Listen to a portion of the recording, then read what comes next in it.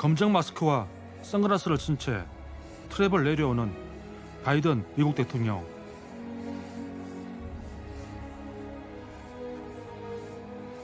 지난해 1월 취임한 뒤 한국을 방문한 것은 이번이 처음인데요.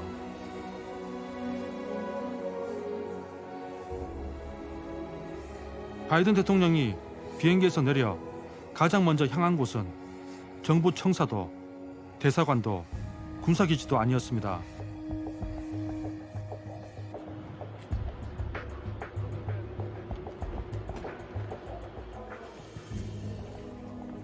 오후 6시 11분경 미리 마중 나와 있던 윤석열 대통령과 바이든 대통령의 첫 만남이 이루어집니다.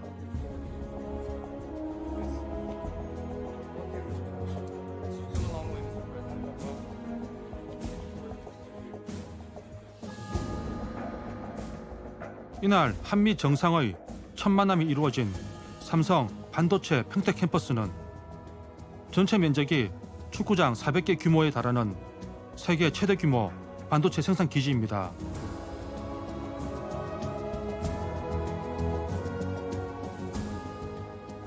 대한민국은 전 세계 메모리 반도체의 70%를 공급하면서 반도체 글로벌 공급망의 핵심적인 역할을 수행하고 있습니다. 한미 동맹의 오랜 역사처럼 한미 반도체 협력의 역사 또한 매우 깊습니다. 사실 미국의 대통령이 해외 순방에서 현지 기업의 제조시설을 방문하는 것은 극히 드문 일인데요. So it'll be like the first facility you showed us when it was completed. Yes, so it'll be as full as that first facility. Gotcha. We will start running this next week. So thank you. Thank you. 그래서인지 미국의 주요 외신들이 방한 첫 일정으로 반도체 공장을 시설하는 점에 주목하는 분위기였습니다.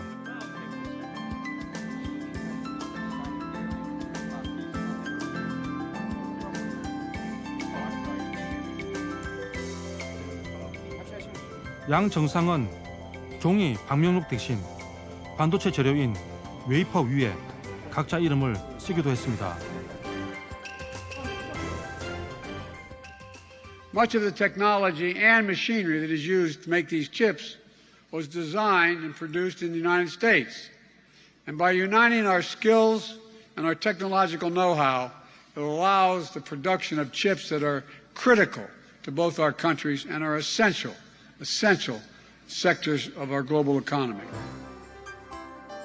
최첨단 공정 기술이 적용된 반도체 웨이퍼에 서명하며 한미 간 기술 동맹을 인정한 양 정상.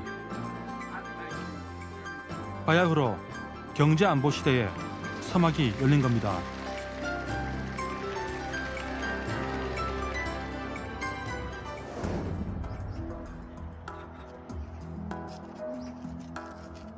지난달 열린 한미 정상회담의 핵심 화두는 경제 안보였습니다. 한미를 포함한 양국 정상회담에서 경제 안보를 별도 의제로 삼은 것은 이번이 처음으로 코로나 후유증으로 인한 전 세계적인 공급망 교란과 고금리, 고물가 상황이 이어지는 상황에서 동맹국 간의 협력이 그 어느 때보다도 중요해졌다는 판단 때문입니다. 연극 배우로 활동하다 최근 영상 제작 일을 시작한 신구 씨.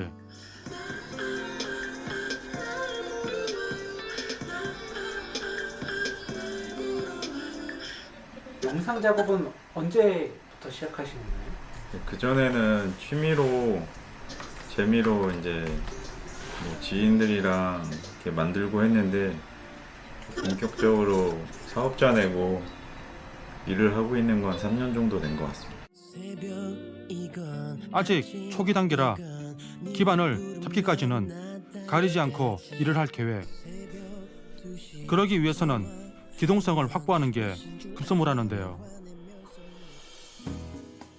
이런 이유로 지난해 차량도 계약했습니다. 신구 씨가 계약한 차량은 요즘 인기가 높은 전기 자동차입니다. 계약하신 날짜는 언제이신가요? 제가 작년 2021년 10월 11일 날 계약했습니다. 그럼 지금까지 계약한 날짜 이후에 8개월이 소요가 되었네요. 네, 그쵸. 하지만 1년이 다 돼가는 지금까지 언제 출고가 될지는 강간무소식. 아니, 더 거슬러 올라가면 애초 계약 때부터 인도 날짜 안내 같은 건 없었다고 합니다. 제가 작년에 그 모델 3 계약하고 설문조사 받았었는데 그 문자로 이제 2분기에는 안 되고 6월까지 연락을 주신다고 하셔서요. 그게 혹시 뭐 정확한 날짜 같은 걸 알 수가 있나요? 아직 확답드릴 수는 없는 상황입니다. 네. 답답한 마음에 카페에도 가입해 비슷한 처지의 이들과 상황을 공유 중이라는데요. 위성으로 찍은 미국 항구 사진까지 동원되고 있습니다. PIR 80C라고 이 항구가 한국에 물건을 보낼 때 쓰는 항구라고 해요. 그래서 지금 위성을 보면 18일에는 자동차가 꽉 차 있죠. 근데 이 19일 사진을 보면 이렇게 앞쪽에 차량이 없어졌어요. 선적해서 이제 가는 건가요? 네, 선적해서 갑니다. 인도 날짜가 정확하게 공지가 안 되니까 사람들끼리 이런 식으로 정보를 공유해서 유출을 하는 것 같아요. 지난해부터 불거진 출고 지연 사태. 국내외를 막론하고 신차 출고가 늦어지는 건 여러 이유가 있지만 차량용 반도체 부족 때문입니다. 코로나 사태 이후 전 세계 반도체 공장들이 제대로 돌아가지 못한 데다 우선순위마저 밀린 탓에 차량용 반도체 공급난이 지속되고 있어서인데요. 올 초 있었던 중국의 코로나 봉쇄는 여기에 기름을 부은 격이었습니다.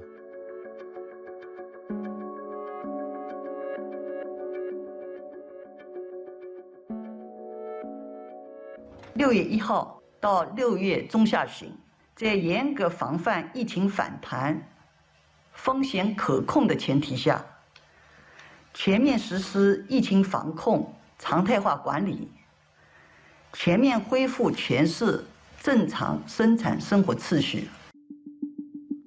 지난해 전 세계 자동차 업계가 반도체 수급난으로 입은 손실액은 2,100억 달러.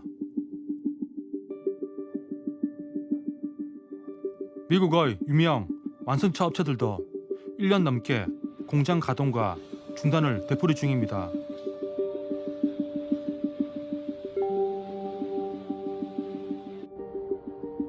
특히 미국은 탄소 중립을 실현하기 위해 2025년까지 신규 자동차의 30%를 전기차로 생산할 계획인데요. 차량용 반도체를 확보할 수 있는지 여부가 주력 산업의 향방까지 결정하게 된 것.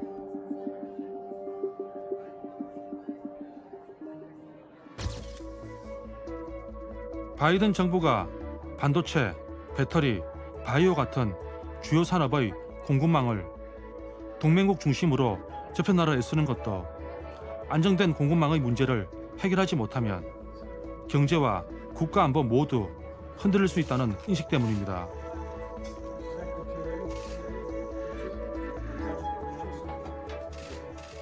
COVID-19 pandemic, the COVID-19 pandemic, exposed the fragility of just-in-time supply chains. Has further spotlighted the need to secure our critical supply chains so that our economy, our economic and our national security are not dependent on countries that don't share our values. 한국은 미국의 이런 구상의 핵심 국가입니다. 앞으로 양국은 반도체, 배터리 등 전략 산업 분야에서 상호 투자를 확대하고 공급망 안정화를 위해 협력해 나갈 것입니다. 사실 이 신냉전 속에서는 모든 이슈가 정치적인 대결을 넘어서 경제, 기술, 우주까지 지금 확장되는 상황에서 특정 핵심 물자를 쥐고 있는 국가가 타 국가에게 경제적인 문제, 경제적인 어려움을 줄 뿐만 아니라 그것을 역이용해서 안보에도 영향을 미치거든요. 그래서 경제 문제가 사실 안보 문제가 되어버린 겁니다. 양국 간의 경제 안보 협력은 반도체와 2차 전지, 전기차 같은 첨단 기술 분야의 연구 개발과 함께 글로벌 공급망 체계에서 미국과 상호 보완적인 협력 관계를 구축하는 것으로 추진될 전망입니다.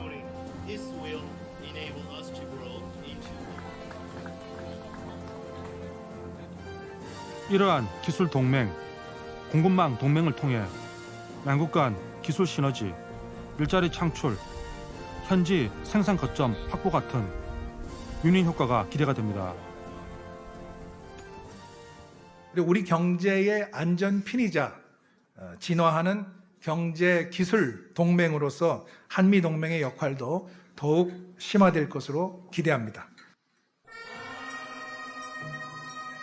인도 태평양 경제 프레임워크 IPEF 가입을 결정한 것도 글로벌 경제 안보 논의 과정에서 낙오되면 안 된다는 생각이 강하기 때문인 걸로 풀이됩니다.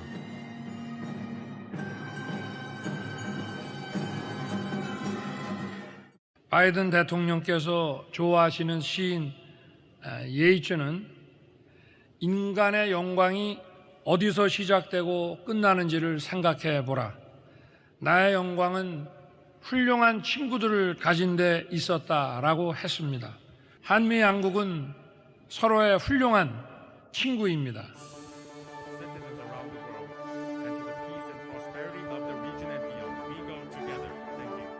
So I'd like to raise a glass. May the alliance between our two great nations, we go together. IPEF는 바이든 대통령이 지난해 10월 동아시아 정상회의를 통해 처음 공개한 구상입니다. 기존 WTO 체제 내에서의 FTA보다 범위가 더 넓고 동맹국들을 중심으로 경제와 외교 안보 가치를 공유한다는 특징이 있습니다.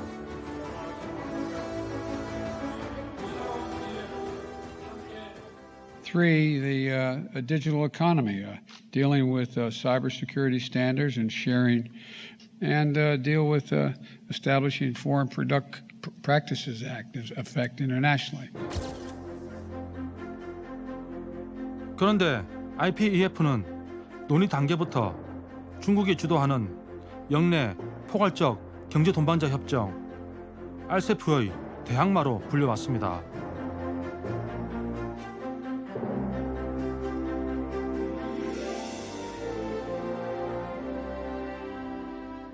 실제 IPEF 출범 단계부터 참여하는 나라를 보면 한국을 비롯해 미국의 전통적인 우방인 일본과 호주, 뉴질랜드 등으로 중국은 빠져 있습니다.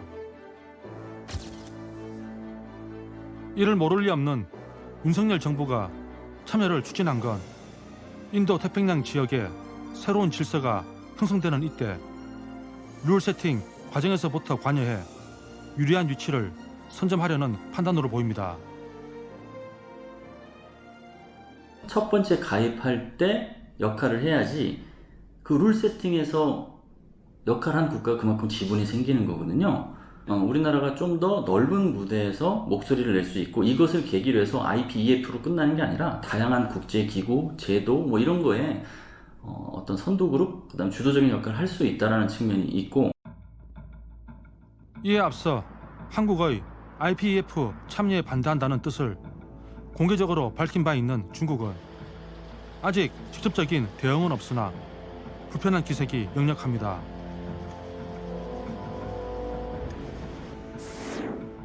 정부는 일단 IPEF가 특정 국가를 배제하지 않는 열린 협력체임을 강조하고 있습니다. 일각에서 얘기하듯 중국을 배척하거나 겨냥하는 건 아니라는 겁니다.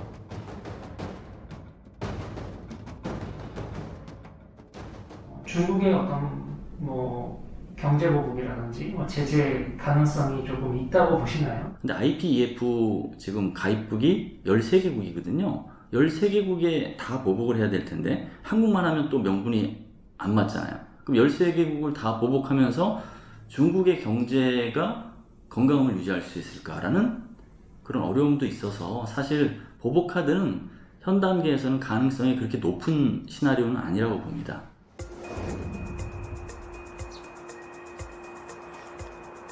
근본 정상회담을 통해서 그동안 군사와 외교 협력 중심이었던 한미 동맹의 영역이 경제 분야로까지 확장되었다는 평가가 많습니다. 다만 앞으로 미국과 경제 동맹을 강화하면서 중국과의 관계를 고민해야 하는 수도 남겼습니다. 한편 근본 정상회담에서는 북한 도발에 대한 한미 대응도 중점적으로 논의됐습니다. 새 정부 출범 직후에도 북한은 탄도미사일을 발사하며 한반도 긴장 수위를 끌어올리고 있습니다.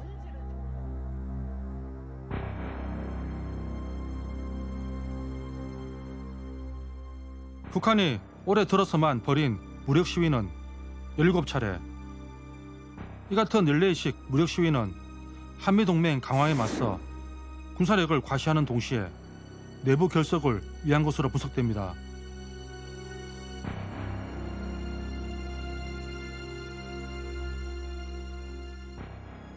(7차) 핵실험도 임박한 것으로 파악됩니다.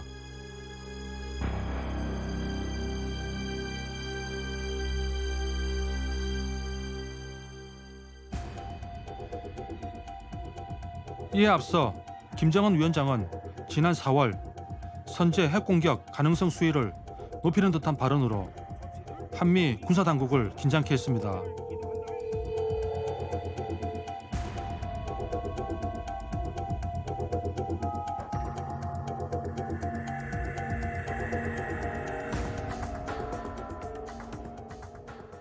심대한 북한의 국가 이익을 침범할 경우에 핵을 사용할 수 있다라고 밝혔는데요. 국가 이익이라는 것은 굉장히 모호한 개념입니다. 그리고 얼마든지 확장 가능한 개념이죠. 그렇기 때문에 어디에 붙이든 그것을 명분화할 수 있다라는 의미에서 굉장히 위험하다라고 생각이 되고, 때문에 근본 정상회담에서 고조된 북한의 핵미사일 위협을 양국이 어떤 식으로 확실하게 억제할 건지가 초미의 관심사였습니다. 항공우주작전본부는 이른바 그 삼축 체계를 운영하는 중심이고 그 통제의 중심 기관입니다. 여러분들의 역할이 바로 이 대한민국 안보의 핵심이라는 점을 잘 알고 계실 것으로 압니다. 근본 한미 정상회담의 결과물인 공동성명엔 북한의 이런 움직임을 반영해 확장 억제 수단을 명시했습니다.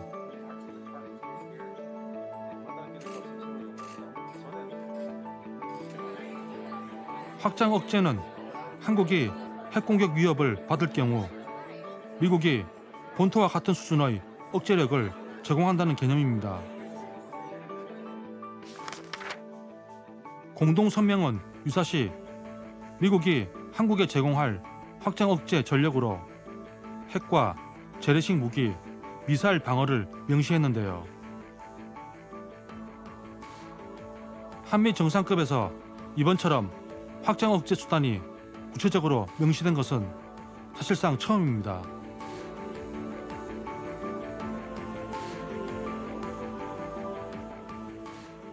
한미 가장 높은 정상 간, 대통령 간에 확인을 했고 그것이 이제 공동성명에 포함됐다라는 것인데요. 그렇다면은 미국이 한국한테 제공해주고 있는 확장 억제의 그런 실효성을 좀 더 높이는 이제 그런 의미, 상징적인 의미를 갖고 있다라고 생각이 됩니다. 더불어서 바이든 대통령은 이전에 전 미국 대통령 트럼프 대통령 같은 경우에는 끊임없이 한국에 뿐만 아니라 미국의 동맹국에 대한 방어 공약을 사실 흩트는 얘기를 많이 했기 때문에 바이든 행정부는 동맹을 다시 복원한다라는 의미에서 이번 한미 정상회담에 그 내용이 포함됐다라고 판단합니다. 북한의 위협에 맞서 한미 연합방위 태세도 다시 강화하기로 했습니다. 그동안 중단 축소된 연합훈련의 확대를 위한 협의를 개시하고 한미 간 조율을 통해 미 전략 자산의 적기 전개와 필요시 추가적 조치를 모색하겠다는 구체 협력 방안에도 협의하였습니다. 이러한 양 정상의 북한 접근법은 전임 대통령들과 대비되는 방식입니다.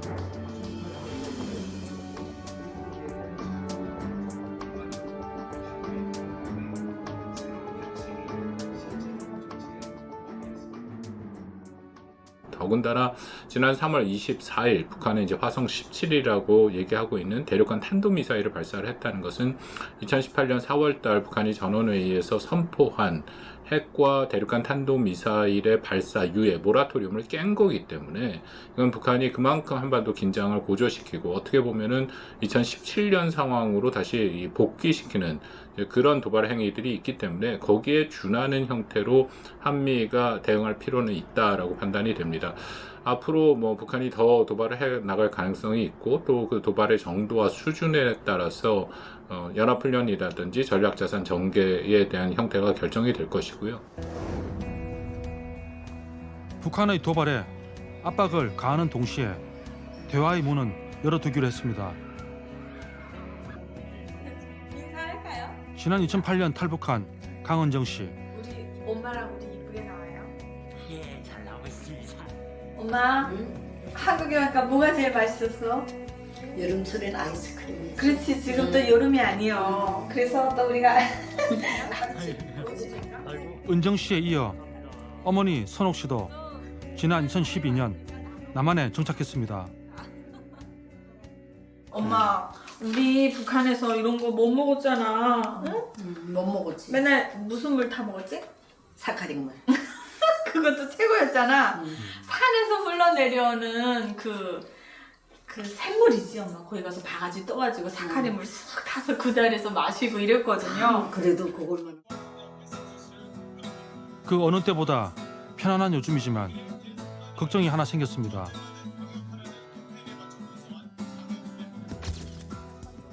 심각해진 북한 코로나 상황 때문입니다.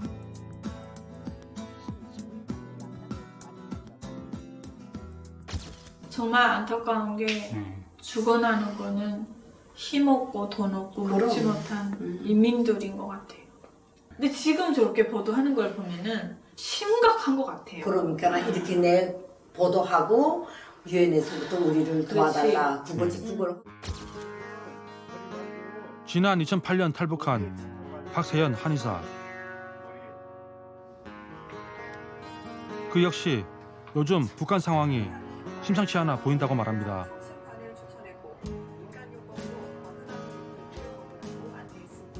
영상은 진짜 북한에서 만들었네. 북한도 이제 바빠지긴 했는데. 북한은 코로나 치료법이라며 민간요법을 소개하면서 자체 대응에 나섰지만 현재 북한의 의료 체계가 얼마나 열악한 상황인 건지 고스란히 노출했다는 평가입니다. 그냥 다급하니까 급하니까. 그리고 꿀을 먹으라고 따뜻한 물은 뭐 누구나 먹을 수 있는데 꿀을 먹으라고 그랬는데 꿀을 어디서 구하냐고. 바쁘니까 이제 임시방편으로 쉽게 얘기하면 그냥 막.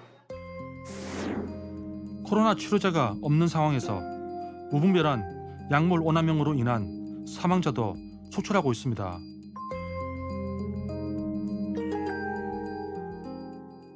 여기 뉴스에 보게 되면 뭐 의사와 협의해서 해열제와 항생제를 함부로 쓰지 말라고 이렇게 돼 있잖아요.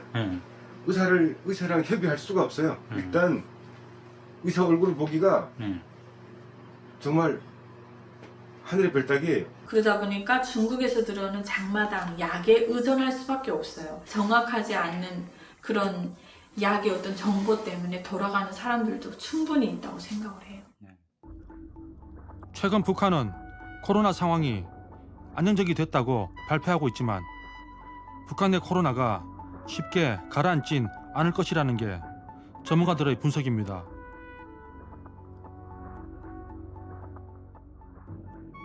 열은 37도 어부 정도밖에 나지 않았습니다. 그것도 하루 정도밖에 알지 않았습니다. 이런 상황 속에서 한미 양국은 북한에게 코로나19 의료 지원과 관련한 인도적 손길을 내밀었습니다. 현재 겪고 있는 코로나 위기에 대해서는 정치 군사적 사안과는 별도로 인도주의와 인권의 차원에서 적극 지원할 용의가 있습니다. 북한이 이러한 제안에 긍정적으로 호응하고 실질적인 비핵화 조치에 나서기를 촉구합니다. 코로나19 여파로 북한의 경제적 제약은 더 심각해진 상황. 북한 당국이 도움의 손길을 잡으면서 4년째 침묵 중인 남북 대화의 길도 열리게 될지 지켜볼 일입니다.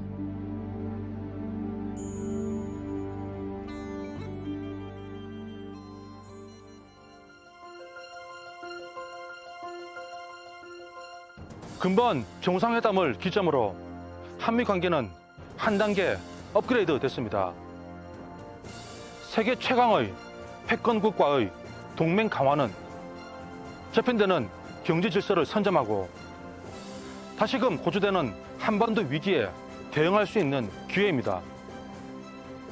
출발이 나쁘지 않은 만큼 새 정부 임기 동안 좋은 성과로 이어지기를 기대합니다.